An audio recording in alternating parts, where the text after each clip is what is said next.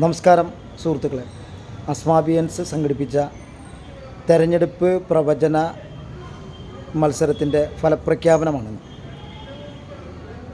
ജനാധിപത്യത്തിൻ്റെ ഉത്സവങ്ങളാണ് തെരഞ്ഞെടുപ്പുകൾ എന്നാണ് പറയുക. പ്രത്യേകിച്ച് ഇന്ത്യ പോലെയുള്ള ഒരു ജനാധിപത്യത്തിൻ്റെ പരീക്ഷണശാല എന്ന നിലയിൽ ലോകം മുഴുവനുള്ള ജനാധിപത്യ വിശ്വാസികൾ പ്രത്യേകിച്ച് നിരീക്ഷിക്കുന്ന ഒരു ഇടമാണ് എന്ന് നമ്മൾക്കെല്ലാവർക്കും അറിയാം.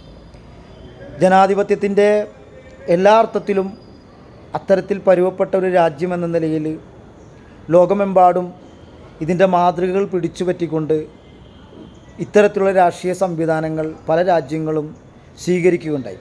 അതുകൊണ്ട് തന്നെ ഈ വർഷത്തെ തെരഞ്ഞെടുപ്പ് എന്ന് പറയുന്നത് ജനാധിപത്യത്തെ അതിൻ്റെ അർത്ഥത്തിൽ ഉൾക്കൊള്ളുന്ന എല്ലാ ജനതയ്ക്കും, ലോകമാകമാനമുള്ള എല്ലാ ജനതയ്ക്കും ഒരു പ്രധാനപ്പെട്ടതായിരുന്നു എന്ന് നിങ്ങൾക്കെല്ലാവർക്കും അറിയാം.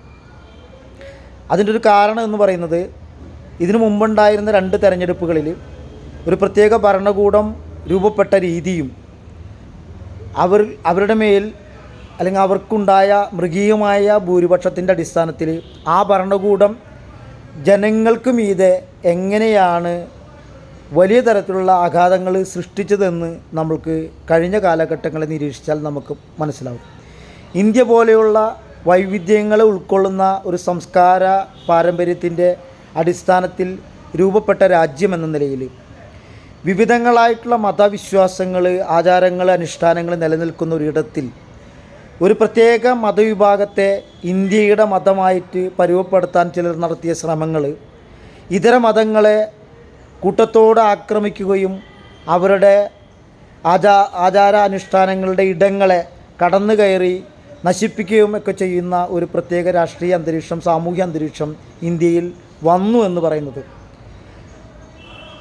ഏറ്റവും ഭീകരമായി മനുഷ്യർ, ലോകത്താകമാനുള്ള മനുഷ്യർ ഭീതിയോടെ കണ്ടു. ഒരു ഭയപ്പാടിൻ്റെ ഒരു അന്തരീക്ഷം ഇന്ത്യയിലെ എല്ലാ ഇടങ്ങളിലും നിലനിൽക്കുന്നു എന്ന ഒരു ബോധ്യം നമുക്ക് ഈ തെരഞ്ഞെടുപ്പിന് മുമ്പ് ഉണ്ടായിരുന്നു.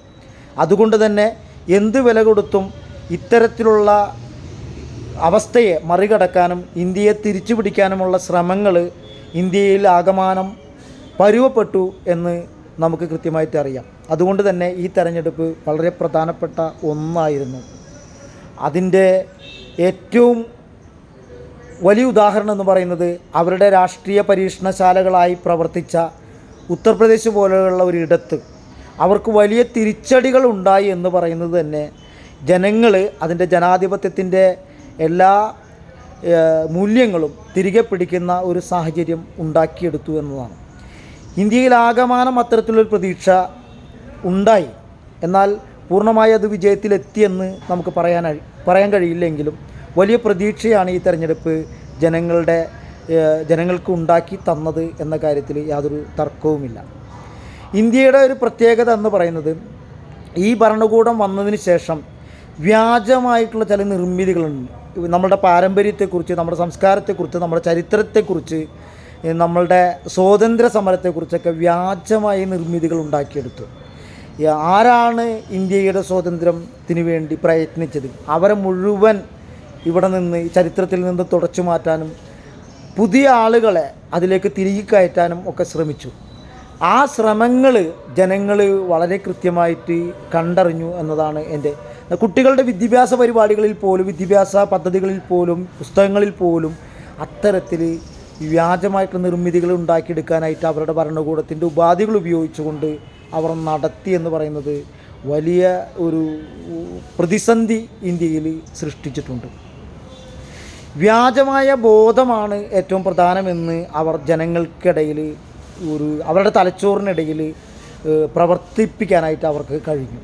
അതായത് വികസനം എന്നത് നമ്മൾ എങ്ങനെയാണോ വികസനത്തെ മനസ്സിലാക്കിയത് ആ അർത്ഥത്തിലല്ല എന്നും, വികസനം എന്ന തോന്നലുണ്ടാക്കുക എന്നതാണ് വികസനത്തിൻ്റെ അല്ലെങ്കിൽ അവരുടെ ഭരണകൂടത്തിൻ്റെ ഏറ്റവും എളുപ്പമായ പരിപാടി, ഇൻവെസ്റ്റ്മെൻ്റ് ഇല്ലാത്തൊരു പരിപാടി എന്ന് വളരെ കൃത്യമായിട്ട് നമുക്ക് ബോധ്യമായി. റോഡുകളുണ്ട് എന്ന് തോന്നലുണ്ടാക്കുക, സ്കൂളുകളുണ്ടെന്ന തോന്നലുണ്ടാക്കുക, ആശുപത്രികളുണ്ടെന്ന തോന്നലുകൾ ഉണ്ടാക്കുക, ജനങ്ങളുടെ ക്ഷേമ ഐശ്വര്യങ്ങൾ ഉറപ്പാക്കുന്നതിന് പകരം ആ ക്ഷേമ ഐശ്വര്യങ്ങൾ ഉണ്ട് എന്ന് ജനങ്ങൾക്കൊരു തോന്നലുണ്ടാക്കുക എന്നതായിരുന്നു ഇന്ത്യയിൽ ഈ ഭരണകൂടം നടത്തിയ ഏറ്റവും മികച്ച വികസന പരിപാടി എന്ന് നമ്മൾക്ക് മനസ്സിലാവും.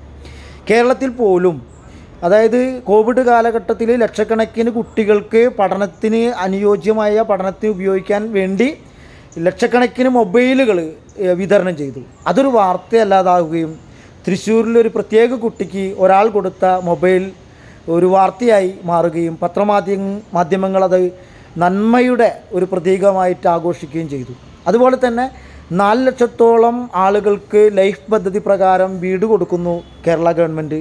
അതൊരു വാർത്തയല്ലാതാവുകയും 1-2 പേർക്ക് ഒരു വിഭാഗം ആളുകൾ കൊടുത്ത വീട് എന്നത് പത്രമാധ്യമങ്ങളുടെ സാധ്യതകൾ ഉപയോഗിച്ചുകൊണ്ട് വാർത്തയാക്കി മാറ്റുകയും ചെയ്തു. ഇത് തന്നെയായിരുന്നു ജർമ്മനിയിലും ഹിറ്റ്ലർ ഉണ്ടാക്കിയെടുത്ത ഒരു പദ്ധതി.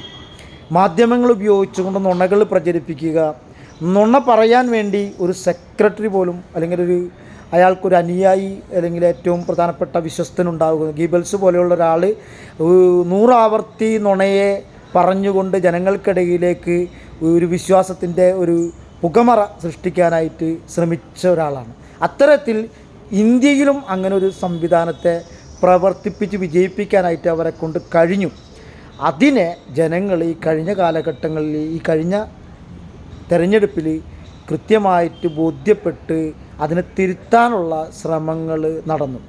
ഇന്ത്യയിലെ പലയിടങ്ങളിലും ന്യൂനപക്ഷങ്ങൾക്കും മറ്റിതര സംവിധാനങ്ങൾക്കും മതത്തിൽ ജീവിക്കുന്ന ആളുകൾക്കും എതിരെ ഉണ്ടായിരുന്ന വലിയ ആക്രമണങ്ങൾ, അതിനെതിരെ പ്രതിഷേധിക്കുന്ന എഴുത്തുകാർക്കും സാമൂഹ്യ പ്രവർത്തകർക്കും അതുപോലെ തന്നെ സാംസ്കാരിക പ്രവർത്തകർക്കും നേരെ ഉണ്ടായിരിക്കുന്ന കൊലപാതകം പോലെയുള്ള ശ്രമങ്ങളും അതുപോലെ തന്നെ വലിയ തരത്തിലുള്ള ആക്രമണങ്ങളും, ഒട്ടനവധി പേര് കൊല്ലപ്പെട്ടു. വളരെ ഭീകരമായ രീതിയിൽ തന്നെ കൊലപാതകങ്ങൾ അവർ ആസൂത്രണം ചെയ്തു, നടപ്പിലാക്കി. ഇത്തരത്തിലൊരു ഭയത്തിൻ്റെ അന്തരീക്ഷം സൃഷ്ടിച്ചുകൊണ്ട് അധികാരം ഉറപ്പിക്കുന്ന ഒരു പദ്ധതിയെ ജനങ്ങൾ അതിൻ്റെ ജനാധിപത്യത്തിൻ്റെ ഏറ്റവും ശക്തമായ ആയുധം ഉപയോഗിച്ചുകൊണ്ട് അട്ടിമറിക്കുന്ന ഒരു സാഹചര്യം ഇന്ത്യയിൽ സൃഷ്ടിച്ചെടുക്കാനായിട്ട് ഇന്ത്യയിലെ ജനങ്ങൾക്ക് ഒരു പ്രതീക്ഷയുടെ വെളിച്ചം കൊണ്ടുവരാനായിട്ട് കഴിഞ്ഞു എന്നതാണ് ഈ തെരഞ്ഞെടുപ്പിൻ്റെ ഏറ്റവും പ്രധാനപ്പെട്ട ഒരു കാര്യം. ഇന്ത്യയുടെ ഭരണഘടന ഇനി വേണോ വേണ്ടേ എന്നുള്ളൊരു തീരുമാനത്തിൽ മുന്നിലായിരുന്നു നമ്മളുടെ ഈ തെരഞ്ഞെടുപ്പ്. ഇന്ത്യയുടെ ഭരണഘടനയാണ് ഏറ്റവും പ്രധാനമെന്ന് ജനങ്ങൾ തിരിച്ചറിയുകയും അതിനെ അട്ടിമറിക്കാനുള്ള എല്ലാ ശ്രമങ്ങളെയും ചെറുത്തു പരാജയപ്പെടുത്തുന്ന വിധം ഒരു ശക്തമായ പ്രതിപക്ഷത്തെ നിർമ്മിച്ചെടുക്കാനും ഈ തെരഞ്ഞെടുപ്പ് കൊണ്ട് നമുക്ക് സാധിച്ചു. എങ്കിൽ തന്നെയും അത് പൂർണ്ണമല്ല. അതിലേക്കുള്ളൊരു യാത്ര, ജനാധിപത്യത്തെ തിരിച്ചു പിടിക്കാനുള്ള യാത്രയിൽ ഒരു വലിയ നാഴികക്കല്ല് നമുക്ക് ഈ വർഷം ഈ തെരഞ്ഞെടുപ്പ് നമുക്ക് സൃഷ്ടിക്കാൻ കഴിഞ്ഞു എന്നതാണ് ഇതിൻ്റെ ഒരു പ്രധാനം.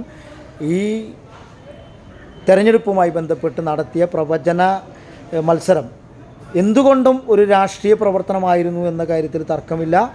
കൃത്യമായിട്ട് നമുക്ക് ബോധ്യമുണ്ടാകണം. നമുക്ക് രാഷ്ട്രീയത്തിൽ ഇടപെടാൻ കഴിഞ്ഞില്ലെങ്കിൽ, ജനങ്ങൾക്ക് രാഷ്ട്രീയത്തിൽ ഇടപെടാൻ കഴിഞ്ഞില്ലെങ്കിൽ ജനങ്ങളിൽ രാഷ്ട്രീയം ഇടപെടും എന്ന കാര്യത്തിൽ തർക്കമൊന്നുമില്ല.